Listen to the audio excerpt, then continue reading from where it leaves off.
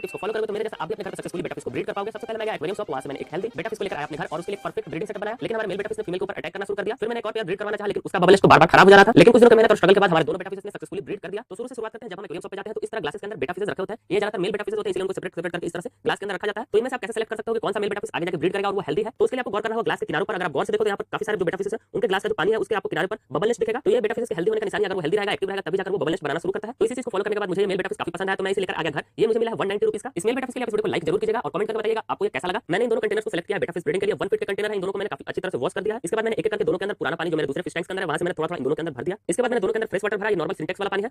इसके बाद मैंने थोड़ा सा ब्राउन वाटर रेडी किया। ये मैं डालने वाला हूं इन दोनों कंटेनर्स के अंदर। ये ब्राउन वाटर काफी ज्यादा यूजफुल और फायदेमंद रहता है। इसके लिए मैंने सबसे पहले इंडियन आलमंड लीफ को ड्राई किया धूप के अंदर। इसके बाद मैंने इसे अच्छी तरह से तोड़-तोड़ कर गर्म पानी के अंदर डालकर कुछ घंटों के लिए छोड़ दिया। फिर टाइम के साथ पानी का कलर ब्राउन हो गया। आपको ये इंडियन आलमंड लीफ ऑनलाइन किसी भी स्टोर पर आपको मिल जाएगा। साथ ही मैंने 2-2 ड्रॉप मिथलिन ब्लू के भी दोनों कंटेनर्स के अंदर दोनों ब्रीडिंग सेटअप के अंदर डाला। मिथलिन ब्लू का ये फायदा रहता है कि बेटा फिश के एग्स के अंदर फंगस नहीं लगेगा। इसके बाद मैंने मिथलिन ब्लू और जो हमने आलमंड लीफ का पानी डाला था उसको मैंने पानी के अंदर पूरा इस तरह से चलाकर अच्छी तरह से मिला दिया।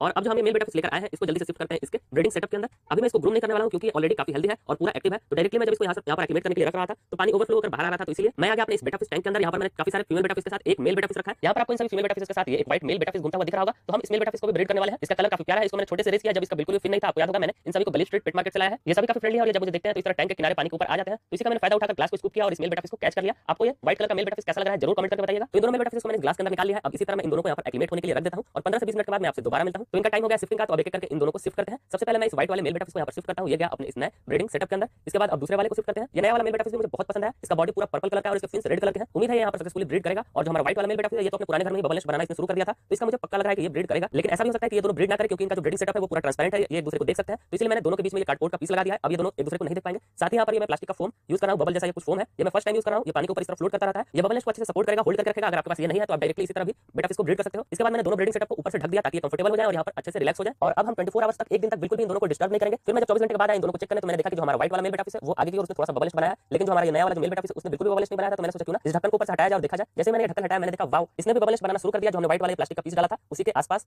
तो अब इस अपने व्हाइट वाले मेल बेटा फिश को देखते हैं।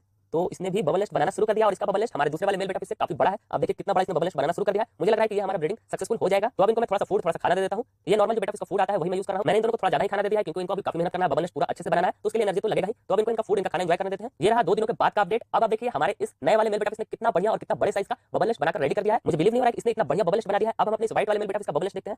ये क्या इसका बबल नेस्ट तो थोड़ा सा डिस्टॉर्टेड थोड़ा सा टूटा फूटा लग रहा है, लेकिन इसने भी काफी अच्छा और बड़ा ही बबल नेस्ट बनाया है। लेकिन बीच से ये बबल नेस्ट थोड़ा सा टूटा फूटा जैसा लग रहा है। लेकिन जो हमारा जो नया वाला मेल बेटा फिश है इसने काफी बड़ा और काफी अच्छा बबल नेस्ट बनाकर रेडी कर दिया है। तो मुझे लगता है कि अब सही टाइम है इन फीमेल बेटा फिश को यहाँ से सेलेक्ट करके ब्रीडिंग सेटअप के अंदर शिफ्ट करने का। तो यहाँ पर मैंने टोटल 9 फीमेल बेटा फिश रखा है और मैंने सेलेक्ट भी कर लिया कौन 2 को मैं यहाँ से शिफ्ट करने वाला हूँ ब्रीडिंग सेटअप के अंदर। पहला तो ये फीमेल है, इसका बॉडी पूरा ये व्हाइट कलर का, येलो इस व्हाइट कलर का है और इसका टेल रेड कलर का है। और दूसरी फीमेल ये येलो वाली है पीले रंग की फीमेल बेटा फिश। तो सेम उसी तरीके से जिस तरह से मैंने व्हाइट वाले मेल बेटा फिश को पकड़ा था वैसे ही मैंने ग्लास के अंदर एक एक करके इन दोनों फीमेल बेटा फिश को पकड़ लिया। इनके अलावा भी कुछ और दूसरी फीमेल बेटा फिश आ जा रही थी तो उनको मैंने बार-बार हटाया और फाइनली इन दोनों को इन ग्लासेस के अंदर मैंने पकड़ लिया और इनको लेकर आ गया मैं यहाँ ब्रीडिंग सेटअप के ऊपर। तो फीमेल्स को रिलीज करने से पहले यहाँ पर मैं थोड़ा सा फूड भी इन दोनों को दे देता हूँ। ये नॉर्मल वाला फिश फूड है, नहीं तो ये फीमेल बेटा फिश के ऊपर अटैक कर सकते हैं। तो जैसे इन दोनों ने खाना खत्म किया अब हम इन दोनों फीमेल बेटा फिश को यहाँ पर एक्टिवेट होने के लिए रख देते हैं। मैं ये व्हाइट मेल बेटा फिश के साथ ये रेड टेल वाली फीमेल बेटा फिश का पेयर बनाने वाला हूँ। व्हाइट और रेड का कॉम्बिनेशन होगा तो काफी प्यारे इनके बेबीज आएंगे। साथ ही जो हमारा ये नया वाला मेल बेटा फिश है इसके साथ में ये येलो कलर वाली फीमेल को यहाँ पर रख रहा हूँ। इसके बॉडी पे बिल्कुल भी येलो शेड नहीं है, तो हो सकता है इनके बेबीज का जो बॉडी हो उसके ऊपर येलो कलर हो। फीमेल बेटा फिश को जैसे मैंने यहाँ पर एक्टिवेट होने के लिए रखा तो ये दोनों मेल बेटा फिश काफी खुश हो गए और इन्होंने अपना फिन पूरा फ्लेयर करना शुरू कर दिया और आसपास पूरा घूमने फिरने लगे। तो इन दोनों को यहाँ पर अच्छी तरह से एक्टिवेट करने के बाद अब मैं इनको डायरेक्टली यहाँ पर शिफ्ट नहीं करने वाला हूँ, नहीं तो ये दोनों मेल बेटा फिश इन दोनों फीमेल्स के ऊपर अटैक करने लगेंगे, मारने पीटने लगेंगे। तो इसलिए मैंने प्लास्टिक बॉटल को कुछ इस तरह से काटा है और मैंने काफी सारे होल्स कर दिए हैं। और अब मैं इन दोनों फीमेल बेटा फिश को कुछ घंटों के लिए या फिर पूरे एक दिन के लिए मैं इन फीमेल बेटा फिश को इस प्लास्टिक बॉटल के अंदर रखने वाला हूँ। इससे मेल फीमेल एक दूसरे के साथ इंटरेक्ट करेंगे और फ्यूचर में फाइट नहीं करेंगे। और अब ये फीमेल बेटा फिश यहाँ पर अच्छे से एक्टिवेट हो गए हैं। तो इन दोनों को इन दोनों प्लास्टिक ग्लासेस के अंदर एक एक करके शिफ्ट कर देता हूँ। सबसे पहले मैं इस